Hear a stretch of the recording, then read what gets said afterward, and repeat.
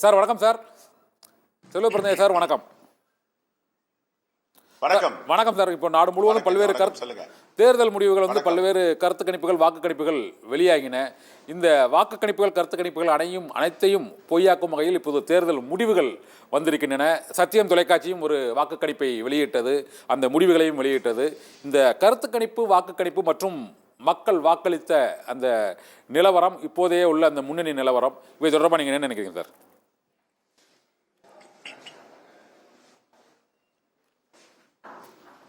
சத்தியம் தொலைக்காட்சி புதுடெல்லியில் உள்ள ஆங்கில தொலைக்காட்சிகள் எல்லாம் ஒரு கருத்து திணிப்பு செய்தார்கள். சத்தியம் தொலைக்காட்சி கருத்தாக நீங்கள் சொன்னீர்கள். அதை எக்ஸிட் போல் என்று எடுத்துக்கொள்ளலாம். தேர்தலுக்கு பிந்தைய உங்களுடைய முடிவு சரியாக ஏறக்குறைய இருந்திருக்கிறது. வாழ்த்துக்களை தெரிவித்துக் கொள்கிறோம் சத்தியம் டிவி தொலைக்காட்சி ஊழியர்களுக்கும் அந்த உரிமையாளர்களுக்கும். என்ன இப்ப பிரச்சனைன்னா, எதற்காக இந்த எக்ஸிட் போல் கொண்டு வந்தாங்க?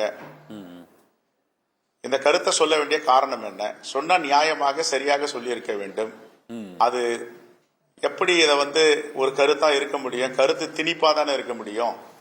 ஆகையால சத்தியம் தொலைக்காட்சி ஏறக்குறைய சரியாக சொன்னீர்கள் என்று நாங்கள் அறிகிறோம். அந்த வகையில இன்று நாட்டு மக்கள் எல்லாம் ஒரு நல்ல முடிவை அளித்திருக்கிறார்கள். உத்தரப்பிரதேசத்தில் ராமரை நம்பி நாங்கள் நிற்கிறோம் என்று சொன்னார். ராமர் நிராகரித்திருக்கிறார் நரேந்திர மோடியை. அங்கே தமிழ்நாட்டில் எப்படியாவது அண்ணாமலையை வெற்றி பெற வைக்கலாம் என்று விவேகானந்தரை நம்பி வந்தார். விவேகானந்தரும் கைவிட்டு இருக்கிறார் நரேந்திர மோடி அவர்களை. இந்த தேசத்து மக்களும் கைவிட்டு இருக்கிறார்கள். 400 தொகுதிகளை வெற்றி பெறுவோம் என்று சொன்னவர் 250 தொகுதிகளை எட்ட முடியாத அளவிற்கு தான் இருக்கிறார். அப்பொழுது 400 என்ற எண் என்ன ஆனது? அரசியல் அல்ல, மிகப்பெரிய ஒரு வேற்றுமையை கொண்டு வந்திருக்கிறார்.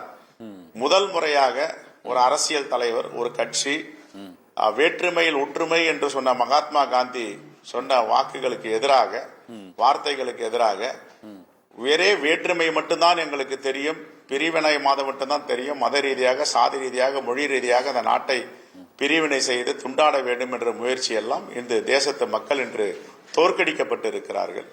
ஆகவே இனிவரும் காலங்களில பாஜகவிற்கு தோல்வி முகம்தான். இந்த பாசிச ஆட்சியை அகற்ற வேண்டும் என்று முடிவெடுத்திருக்கிறார்கள். இன்னும் 2 மணி நேரத்தில் எல்லா முடிவுகளும் வரவிருக்கிறது. ஒரு ஏறக்குறைய 70-80 தொகுதிகளில் 4000, 5000 வாக்கு வித்தியாசத்தில் இழுபறி நடந்து கொண்டிருக்கின்றன. அதுவும் இந்தியா கூட்டணிக்கு சாதகமாக வரும் என்ற நம்பிக்கை இருக்கிறது.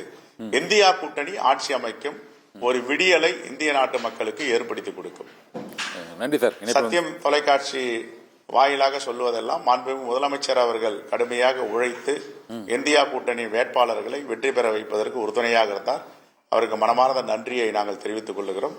அதே போன்று இந்திய தேசிய காங்கிரசின் தலைவர் மல்லிகார்ஜுன கார்கே அவர்கள் உடல்நிலை சரியில்லாத போதும் 80 வயதை கடந்தவர் விமானத்திலும் ஹெலிகாப்டரிலும் இங்கே சுற்றுப்பயணம் செய்தார். கடலூர் மாவட்டம், புதுச்சேரி மாவட்டங்கள்லாம் அவருக்கு நன்றியை தெரிவித்துக் கொள்கிறோம்.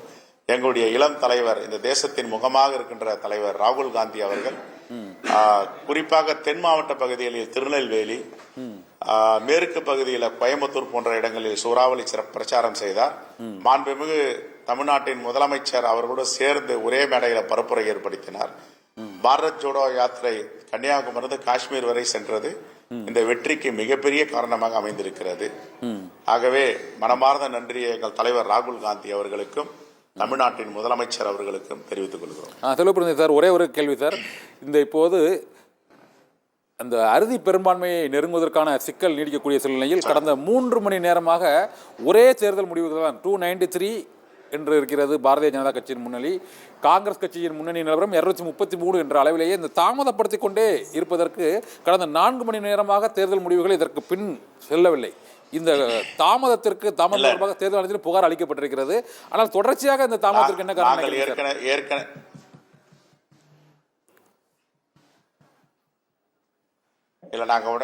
ஒன்றிய தேர்தல் ஆணையத்திடம் காங்கிரஸ் கட்சியை சார்ந்த அபிஷேக் சிங்வி மூலமாக ஒன்றிய தேர்தல் ஆணையத்திடம் புகார் அளித்திருக்கிறோம். 3 மணி நேரமாக தேர்தல் முடிவுகளை வெளியிடுவதற்கு தாமதிக்கிறார்கள். தாமதப்படுத்தக்கூடாது, உடனே வாக்குகளை எண்ணி முடிவுகளை அறிவிக்க வேண்டும் என்று. ஆகவே இதெல்லாம் தேர்தல் ஆணையம் மோடி என்ன சொல்லுகிறாரோ, பாஜக என்ன சொல்லுகிறாரோ, அவருடைய தேர்தல் ஆணையமாக செயல்படக்கூடாது என்பதுதான் எங்களுடைய பார்வை. ஜனநாயகத்தை நிலைநாட்ட வேண்டும், அரசியலமைப்பு சட்டத்திற்கு உட்பட்டு தேர்தல் ஆணையம் இருக்கிறது என்ற நம்பிக்கையை இந்திய மக்களுக்கு தேர்தல் ஆணையம் அளிக்க வேண்டும். இப்படி போன்ற அரசியல்வாதிகள் செய்வது போல மோடியுடைய பேச்சை கேட்டுக்கொண்டோ பாஜக சொல்லுவதை தேர்தல் ஆணையம் கேட்கக்கூடாது. இதுதான் எங்களுடைய வேண்டுகோள். ஏறக்குறைய 3 மணி நேரமாக ஒரே தொகுதிகளில் உள்ள நிலவரம் தான் இருக்கிறது. சார் நீங்க இப்ப நம்புறீங்களா சார் 232 என்ற இருக்கக்கூடியவர்கள் 272 அந்த அறுதி பெரும்பான்மை கிடைக்கும் நம்புறீங்களா சார்? காங்கிரஸ் கட்சி கிடைக்கும் நம்புறீங்களா இப்போ உள்ள சூழ்நிலையில? சார் அந்த அறுதி பெரும்பான்மை கண்டிப்பா கிடைக்கும். எங்களுடைய தலைவர் ராகுல் காந்தி அவர்களும் மல்லிகார்ஜுன கார்கே அவர்களும் இன்னும் ஒரு நிமிடங்களில் பத்திரிகையாளரை சந்திக்க இருக்கிறார்கள். பத்திரிகையாளர் சந்திப்புக்கு பிறகு நான் சொல்லுகிறேன். தேங்க்யூ. நன்றி சார்.